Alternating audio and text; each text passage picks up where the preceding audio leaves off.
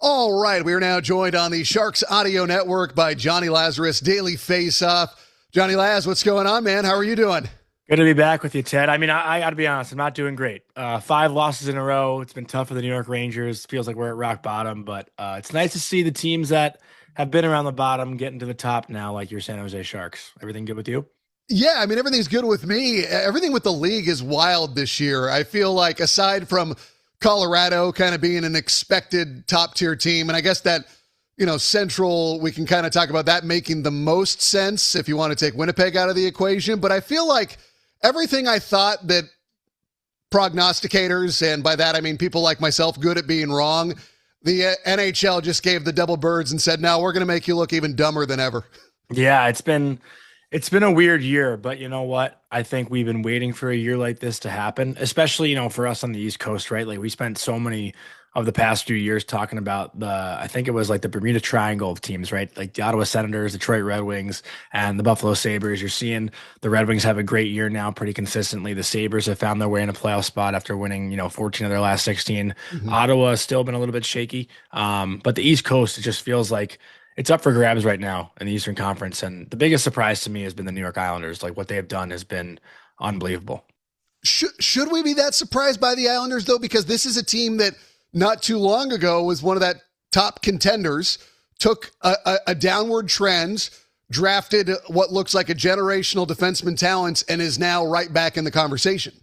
But seeing, an 18-year-old defenseman having the impact that Matthew Schaefer's had, this has been a conversation that's been happening all year, but there really is nothing like it. And, earlier in the year, I said he's different, but people didn't want to rush, right? They didn't want to celebrate what we were seeing with Schaefer because at some point it's only human nature for a kid like that to hit a wall. And yeah, he's certainly slowed down a little bit, but like the consistency that he's been showing, I mean, he made a crazy play in Winnipeg the other night where he, essentially stopped 2 empty net goals for the Jets by himself and then came down the other end and scored, high to the blacker side in Connor Hellebuck. And, he just acted like it was no big deal. And that was his 13th goal of the season. The guy's got same amount of goals as Bobby Orr had when he was 18. Like it's crazy what we're seeing. So Patty Waz doing a great job behind the bench, and the Islanders, just the whole aura around that team has felt different. And I don't know if anyone could have really predicted that.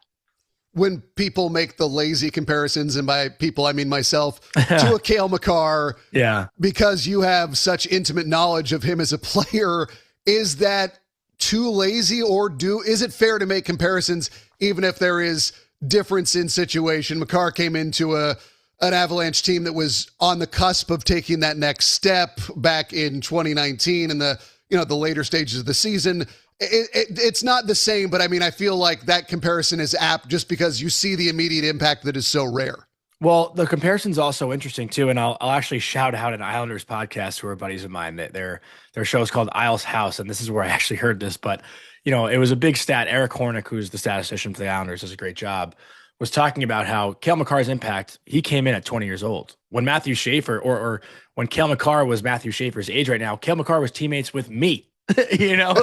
So it's crazy to see, the impact Schaefer's had immediately because again, he didn't go play in college for 2 years like Cale did. Cale didn't necessarily dominate his freshman year. I think only had 20 plus points his freshman year in Hockey East and then exploded his sophomore year playing against 24, 25-year-old men where Schaefer, played 19 games in the OHL last year, got hurt, and then stepped right into the NHL and doing what he's doing. So if you're going to make the comparisons, I think you have to take the age into the factor as well, because at 18 years old, technically 2 years behind when Cale started doing it, that makes it even more impressive. So I thought it was pretty funny when the Isle House guys said, oh my God, when Cale was, coming into when Cale was 18, he was on a team with Jonny Laz, not with Bat Barzal and, whatever, but it was pretty funny.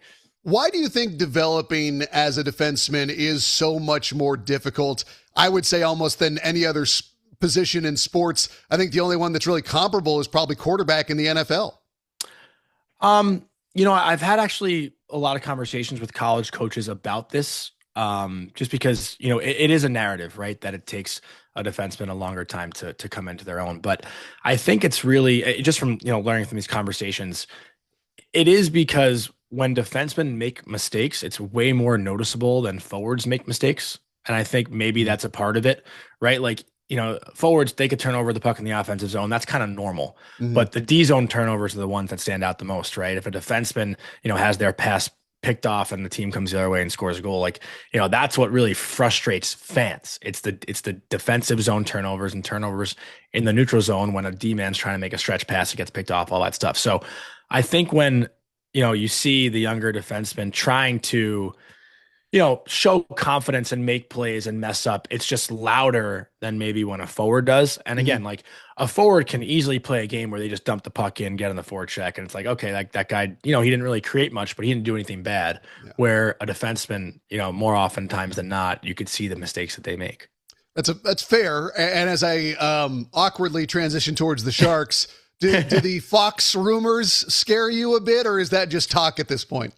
Fox rumors about the Sharks looking at him as a trade acquisition. That's honestly the first I've heard of it. So really? I'm a little bit surprised to hear that. Yeah. But again, I think right now when it comes to the New York Rangers, anyone's available. Obviously Adam Fox has the no move clause, so they'd have to have him waive that.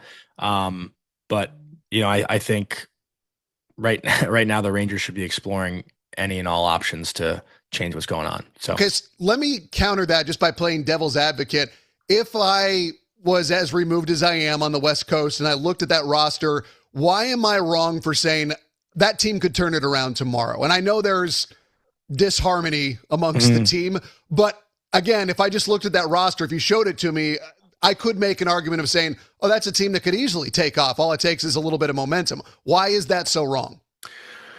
You know what, Ted? I've been asking myself the same thing because obviously they're in the bottom of the Eastern Conference right now. You look at the standings and you see them in last place, but on paper they don't look like a last place team, right? So that's why it's tricky. But obviously, missing Fox and missing Shesterkin has had a real negative impact here. They've lost 5 games in a row without those 2 guys, and I know 2 players maybe don't make all the difference in a hockey team. You got 20 other guys that can go out there and play, but when you look at the impact of those 2 specifically, it does shake up the entire, look of the New York Rangers. Adam Fox really keeps things under control. And then Igor Shesterkin, obviously, when he's on his game, he's the best goalie in the world. So, you're not looking to make excuses for the Rangers. Like, they should still find ways. They had a 2-0 lead against Seattle the other night at home. You got to find a way to win that game. For whatever reason, things go south. When things go bad for the Rangers, they just spiral and get worse and worse and worse. They haven't really been able to, show a ton of resilience this year. There's been some games, maybe a handful of games where, as Mike Sullivan has said, they shrugged things off. But for the majority of this year, even when they were playing well, they still weren't really finding ways to win. Yeah. So now that they're not playing well, it's only going to get that much louder. But yeah, to your original point, if Igor comes back and Fox comes back after the Olympic break, yeah, like maybe they could put together a 5-game win streak and whatnot. But they weren't doing that when they were healthy anyway. Yeah. But that's also been a huge challenge for this team is health. Vinny Trocheck gets hurt in the second game of the season. He misses a lot of time. That hurts the offense. Then JT Miller gets hurt. Then Fox gets hurt. And then Fox and Igor get hurt. Then Miller gets hurt again. Like, it's been a wild year here. If we look at the NHL as a whole, are the San Jose Sharks I don't know if biggest story, but biggest surprise of the year? Surprise, yes. Story, not sure. Like, I think the story will be bigger if we're in game 65 and they're still where they are. I think right now it's a great, feel good thing for the first half of the season. They've been in a wild card spot now for a pretty decent amount of time, but everyone still feels like they're going to fall off, right? I don't think, aside from Randy Hahn, who was the first one to say it, I love Randy, and he was like, I'm telling you, this team's a playoff team. I'm not sure right now if you had a hypothetical gun to someone's head, they'd be saying the Sharks are making the playoffs. So, again, I'd love to see them get in. I think the whole hockey world has fallen in love with Macklin Celebrini this year. How could you not if you appreciate good hockey? I mean, he's my MVP candidate right now. He's my MVP winner right now. Obviously, not to take away any credit from Nathan McKinnon or Connor McDavid. Those 2 are the best players in the world. Everyone knows that. But you take Macklin Celebrini off the Sharks, and they are the worst hockey team probably in the league. And that's a fact. When we last spoke, it was right after Macklin Celebrini had his eruption at Madison Square Garden. And did you see this coming? Did you think that he would have 70 points and be the top 3 scorer in the league when we spoke in the new year? Could you have any sense that was coming? No, definitely not. And you know what?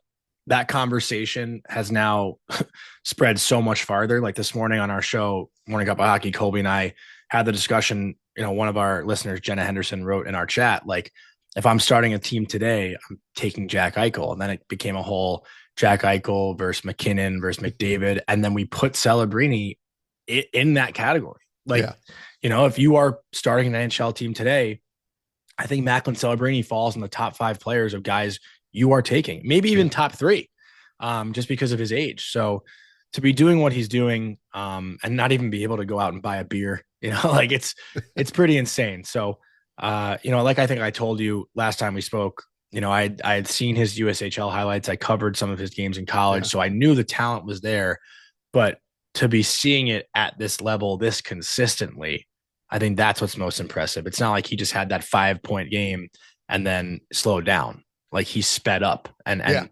that's what's insane to me. One of the things that I have credited you with throughout the season is you talked about the Sharks having surprising depth at forward. And that is something that has proven itself to be true throughout the entirety of this year. They've been without Will Smith and Philip Kurashev for a while now, and they've been able to bring up players, whether it's been Igor Chernyshov, as I try not to stay Shesterkin. I wanted to ask about him. Like, I don't know anything about Chernyshov, but I keep seeing and hearing his name in the highlights. Again, like, to be fully transparent, I haven't watched a complete Sharks game. You don't stay up till midnight every night? I try honestly, but I just haven't been able to the past 2 weeks. I feel like since the Winter Classic, my schedule's just been crazy. Chernyshov he's a freight train. There's a lot of comparisons people make to Mikko Rantanen, and I also think his skating style reminds me of McDavid because he's very upright, doesn't have the burst that a McDavid has, but once he gets 2-3 strides going, then, good luck trying to not bounce off him off the wings. He's got very good heads-up play, but I think the point is you were at the time talking about an Adam Gaudette, and watching his play, he has just been absolutely stellar. Unfortunately, tied to Landria, who's been really good for the Sharks this year. He got hurt. But I guess that speaks to what Mike Greer has seen overall in his ability to bring in these not earth-shattering names, but guys who continue to have an impact. And I guess how rare is that in the modern NHL to be able to bring in those depth guys that really do have that impact? And you know what? It honestly reminds me a lot of the 2016-ish Penguins, right? They were bringing in a ton of college free agents, right? Like you bring in, I know he wasn't like a college free agent at the time in Gaudette, but like Colin Graff is another one, right? Who they signed out of Quinnipiac, and he, had a great college season, won a national championship. And that's a guy that, sort of earns his right and learns the NHL game. And the Penguins at the time, they had brought in the Jake Gensels, they had brought in the Connor Sherrys, Zach Aston-Reese, these guys that were really good NCAA players that weren't drafted and are late bloomers. So maybe that's, the route San Jose has taken is they're finding these diamonds in the rough almost that have, played really well in college hockey. I don't know where Chernyshov came from, to be honest. I don't know much of his backstory. Don't think he played in college because I had never heard of him before. But that's, that stuff goes a long way when you can get the sneaky guys who don't cost you much either, right? Those guys aren't doing damage to the salary cap. But Adam Gaudette, I think I told you last time, I saw it up close in college. There's one play that I go back on. I remember I was on the back check. He was right in front of me, curled and dragged a puck through our defenseman's leg, top shelf. I was right behind him. I saw the whole thing and I was like, holy crap, that was sick. But, he just got a nose. He has a nose for the net. He scored so many goals in college, and, Ottawa gave him another chance last year. And I think he scored, I don't know if he scored north of 20. He was close. Yeah, I think he had 19 last year, which 19? If the difference is one goal, that means you had an impact on the season. Yeah. And he was playing in the AHL pretty much the 2 years prior, or, he thought his NHL career was almost done, and it's been reborn. So great to see a guy like that getting a chance in San Jose. Now Olympic hockey is close to dominating the narrative with the NHL thankfully back in it. I know that we're all a little nervous about the ice over in Italy, which we'll find out one way or another. But in terms of growing the game, because we all saw Four Nations last year put against the NBA All-Star festivities, everybody kind of said, this is so much better than what the NBA is doing. I almost felt bad for the NBA because the intensity was miles apart. But growing the game, we see the international competition. We obviously see what it does for the global game of soccer, and everybody gets locked in on the World Cup and other big international competitions, the Euros, obviously Copa America, things like that. And hockey is seemingly noticing that's a great way for us to bring everyone in, because you don't have to be a years-long follower of a team. You get your roster, you go out there, let the mayhem ensue. So, A, how excited are you? And B, what do you expect the impact to be? Because I do feel that in the 12 years since the stage is set for this to have a huge impact. Yeah, I mean, I'm, obviously beyond excited. And, to your point, like, I'm not a soccer fan by any means. I never, ever watch soccer. When the U.S. is playing the World Cup, I am tuning in. I think whenever your country's involved in a sport, I remember, watching Steph Curry pop off in the gold medal game in the Summer Olympics, either last summer or 2 summers ago. I'm already blanking on when that was. 24. Yeah. 2 summers ago. Like, that was, like one of the best sports moments I've ever witnessed. Yeah. And, I am an NBA fan, so it's different, but like, people who aren't NHL fans might just throw on the game because they're patriotic and they have a lot of pride in their country. And I think that's, what's so important. And I didn't really watch, the games in Pyeongchang. I didn't watch the games in Beijing just because you didn't really, like, without the NHL players, there wasn't like the draw to watch it. But going back to 2014, going back to 2020, 2010, I could tell you exactly where I was. Like, when Zach Parise tied the game, I was standing in the lobby at Iceworks. Our youth hockey game like almost took a pause because the United States had just forced overtime against Canada. In 2014, I had just gotten back from a bus trip playing for the New Jersey Rockets. I was in the lobby of the rink watching TJ Oshie in the shootout. Like, these are moments that happen in the Olympics where like you remember where you were for them. Mm-hmm. And that's the impact that, sports can have on this stage, right? Like, you remember the amount of stories I've heard from people who tell me where they were when the US beat the Soviets in 1980, the people that were at that game, like, those are stories that last a lifetime. That happened 46 years ago. So hopefully from these Olympic games, we'll find or have stories that we're telling our future kids, grandkids. And that's the power of the Olympics. And that's the power of the NHL players being in the Olympics. I think the craziest thing about the way that hockey is dominating the narrative is that if you go back, 10 plus years ago at the Winter Olympics, back into the, 70s, it was all about women's ice skating and who was going to win. And that narrative, to watch that shift, whereas that was the primary event of the Olympics in terms of what, NBC was plugging, it's all hockey right now. And that's not by accident. And I mean, they realize what an opportunity they have. Yeah. I'll actually shout someone out too. Like Sarah Hughes, the U.S. female figure skater. Mm-hmm. I think she won gold in 2002. I mean, I don't like, I guess you mentioned figure skating, so I just wanted to shout that out. Yeah. But she like walked into my mom's store. My mom owned a clothing store, and she was from the town where my mom owned the store. My mom like put her on the phone with me once, and I was like in like 2nd grade, and I just remember talking to her, and I thought that was the coolest thing in the world. So Christy Yamaguchi still comes to all the Sharks games. Yeah, it's cool. Like, these are Olympians. These are Olympians, and I think when you look at someone and like understand that they are an Olympian, like that is there's no words for it, right? Like, you are the best athlete in the world. It's crazy to see. But with hockey and specifically the Olympics, I think without it, what is the next big winter sport? I actually don't. Is it curling? I catch myself watching curling sometimes. It's fun. Yeah. Cool Runnings made bobsledding cool, but like, what else really is there for the winter sports for, the diehard sport fans to really look forward to? So I think hockey, should be the number one. As we go forward as a final one, any big predictions between what's going to happen between now and the deadline that's going to set the stage? Do you expect a team to surge, fall off, a player to emerge? What are you thinking about as we head towards the deadline and get to the other side of the Olympics and such?